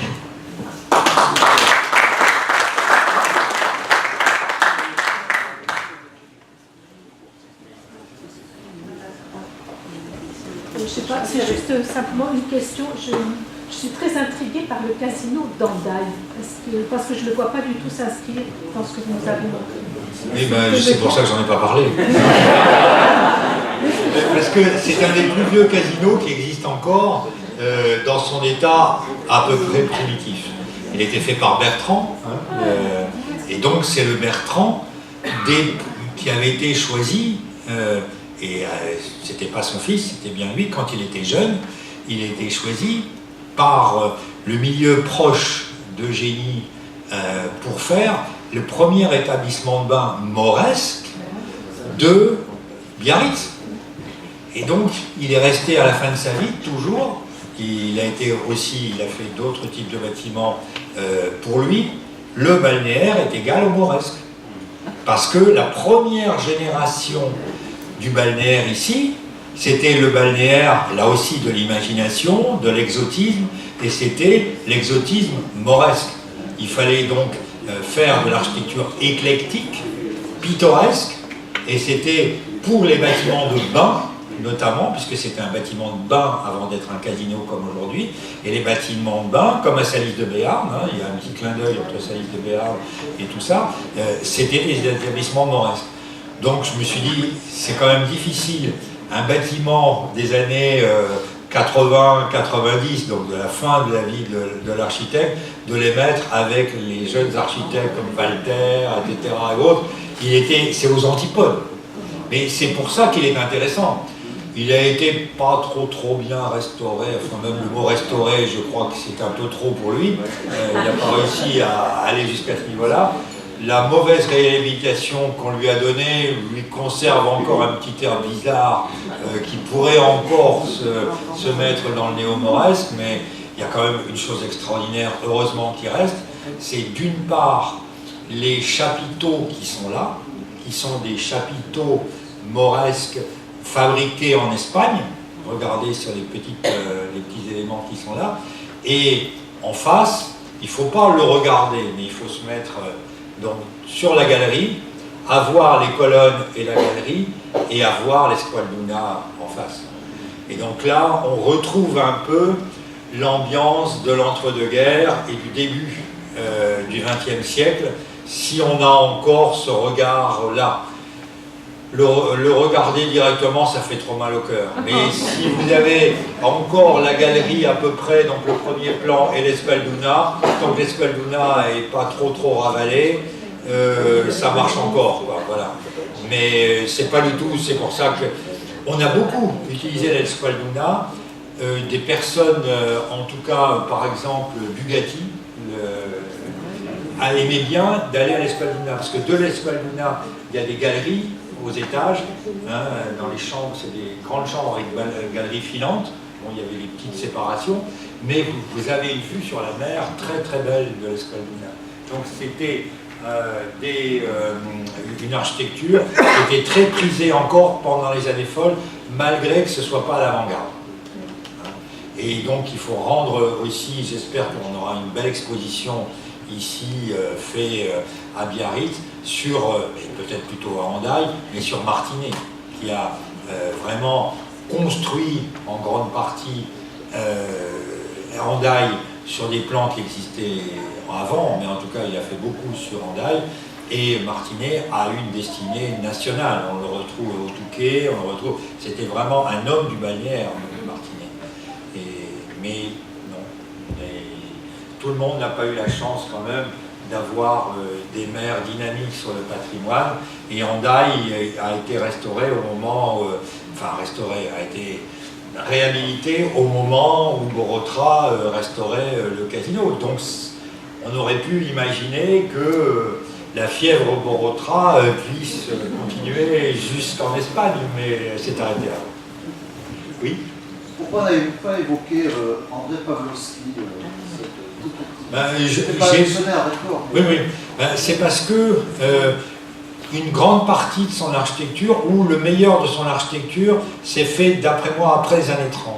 Et donc, j'avais envie de mettre des choses de lui qui sont dans la continuité des années folles, mais c'est plutôt parce que il a fait sa grande période, c'est 30-35.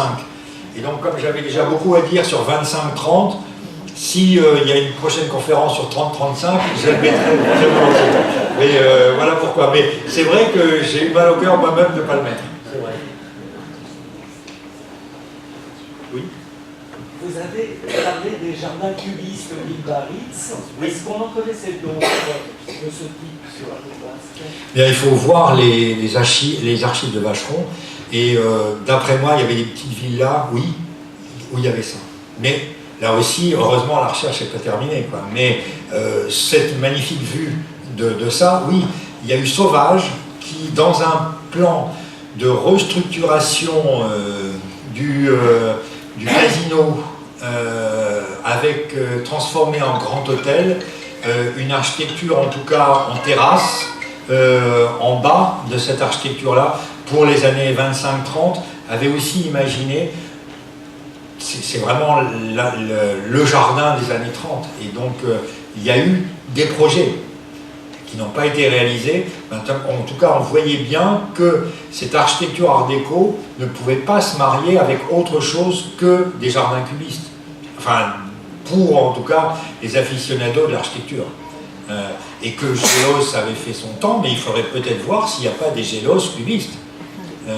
Il faudrait vraiment là aller dans toutes les archives, et on n'a pas encore épuisé, heureusement, les ressources des archives Gélos. Peut-être que pour faire plaisir à certains commanditaires, il a peut-être fait des jardins cubistes, c'est pas du tout impossible.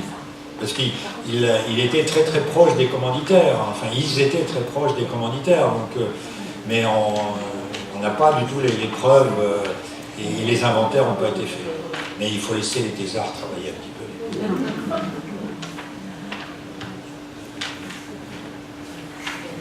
À la fin tout à fait de votre présentation, oui, vous avez présenté une villa, je ne sais pas si le terme convient, assez important, avec un plan d'eau devant. Oui, oui. Je ne sais pas du tout où elle se situe. Je n'ai pas voulu la mettre parce que le propriétaire ne désirait pas à l'époque.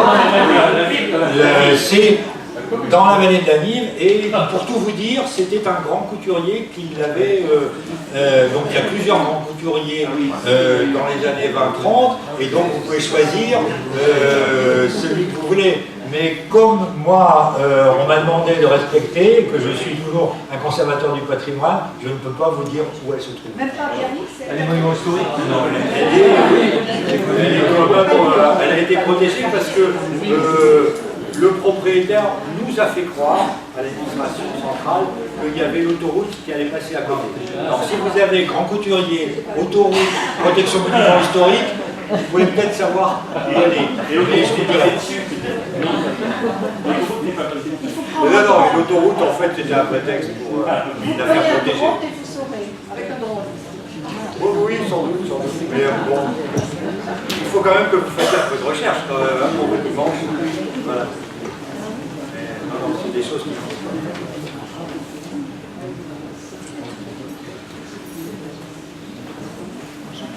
Non, en tout cas, je vous remercie.